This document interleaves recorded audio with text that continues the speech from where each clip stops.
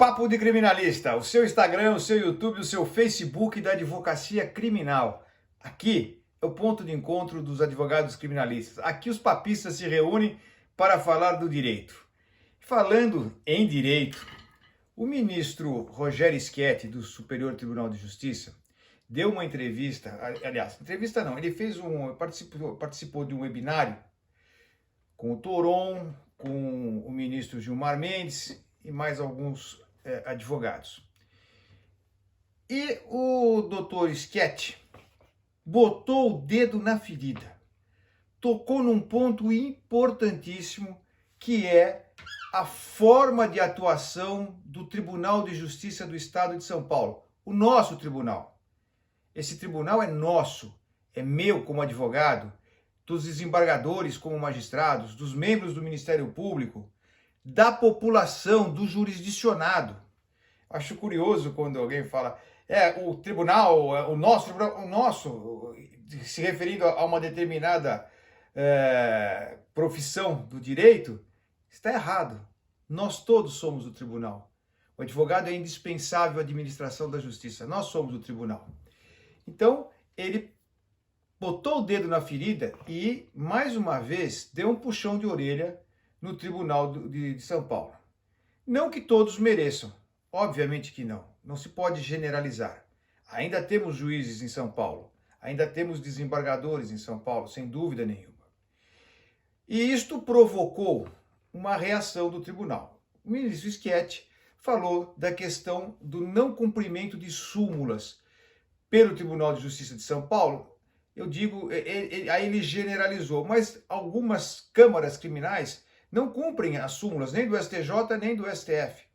Qual advogado que nunca foi fazer uma sustentação oral e nunca ouviu, né? Ou pelo menos ouviu, de ouvir dizer, ou de presenciar, doutor, aqui nós não cumprimos essa súmula do STJ, ou aqui não cumprimos essa súmula do STF, tido isso como uma independência, né? Aqui nós somos independentes, eu julgo de acordo com a minha consciência.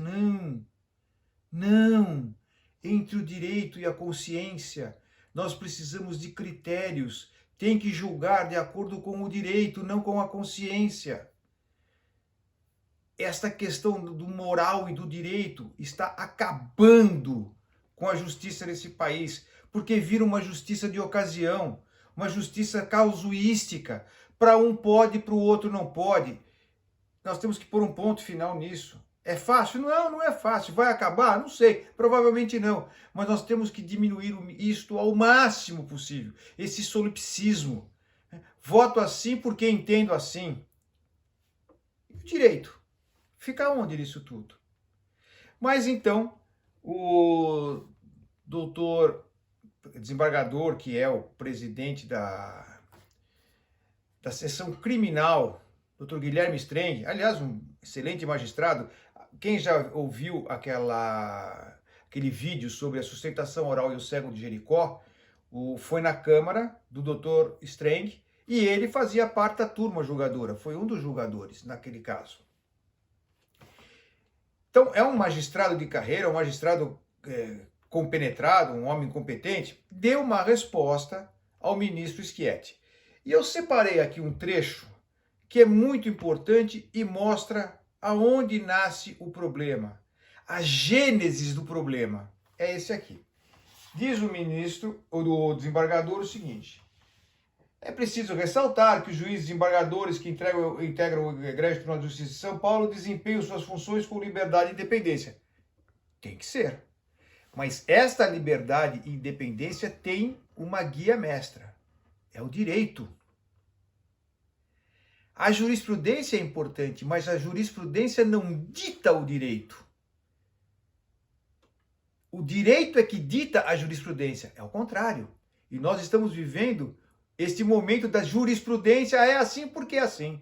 Nós não temos nenhum common law, nós não temos uma questão de precedentes. Quais são os precedentes? O que é precedente? Como se aplicam os precedentes? Como se aplicam esses precedentes?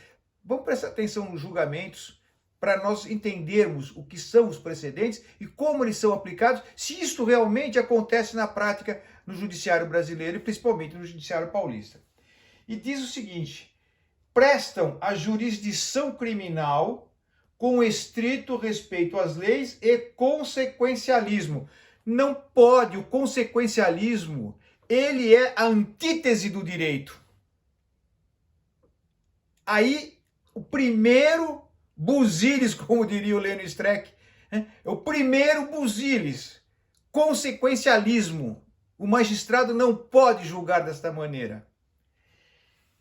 Buscando, e agora eu vejo aqui a questão fulcral, buscando primordialmente, ou seja, acima de tudo, acima de qualquer coisa, primordialmente, proteger a sociedade e os cidadãos de bem, cumpridores de seus deveres, que não transgridem normas e se portam de maneira ordeira e correta, sempre respeitando os direitos e as garantias fundamentais dos acusados. Meus amigos, o erro de interpretação, e isto nós vemos às escâncaras, não só em São Paulo, mas Brasil afora, os juízes tomando a posição de guardiães da sociedade, e aqui está escrito com todas as letras, buscando proteger a sociedade. O juiz não é o protetor da sociedade. Protetor da sociedade é a polícia, são os órgãos de segurança, Polícia Civil, Polícia Militar, Polícia Federal, Polícia Florestal, Polícia Rodoviária. Eles fazem a proteção da sociedade. O magistrado aplica o direito.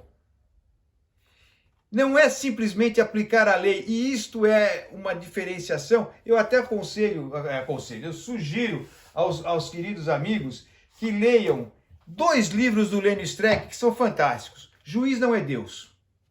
E o outro é uma coletânea de artigos do Lênio, Precisamos falar sobre direito e moral. Esse livro é fantástico.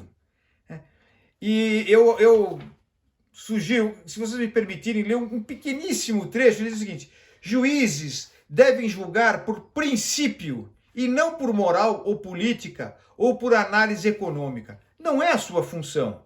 E o direito, que deve filtrar a subjetividade, a moral, os desejos políticos e as idiosincrasias dos juízes e membros do Ministério Público. E não o contrário, que é o que nós estamos fazendo hoje. De uma maneira muito forte, de uma maneira evidente, sem qualquer tipo de constrangimento. Eles falam isso como está escrito aqui: precisam proteger a sociedade. Se a moral, o subjetivismo lato sensu ou o particularismo já não teremos direito. Teremos uma coisa que já não é ela mesma, mas outra bem diferente. A substituição das leis e da Constituição Federal pela convicção pessoal do magistrado. Portanto, este entendimento que o magistrado é o protetor da sociedade, que está errado. Ele é o protetor do direito. Ele é o protetor da lei, antes de tudo do direito. Nós temos uma Constituição Federal normativa que não está sendo obedecida. A questão da prisão em flagrante em segunda instância saiu de São Paulo, a 4ª Câmara Criminal. Foi ali que deu esse rebu todo que no fim voltaram atrás. E nós temos magistrados, tanto no STJ como no STF, como em muitos TRFs, em tantos outros tribunais do Brasil, que julgam dessa maneira. Portanto, o problema está aí, a nossa luta como advogado. Pouco importa quem é o juiz, nós não podemos ficar adstritos nem à sorte desse croupier estrábico que é a distribuição digital, eletrônica dos processos, de cair com um bom juiz, com um mau juiz, com uma boa câmara, com uma má câmara. Nós precisamos da boa aplicação do direito. Papo de Criminalista, a gente volta, um grande abraço.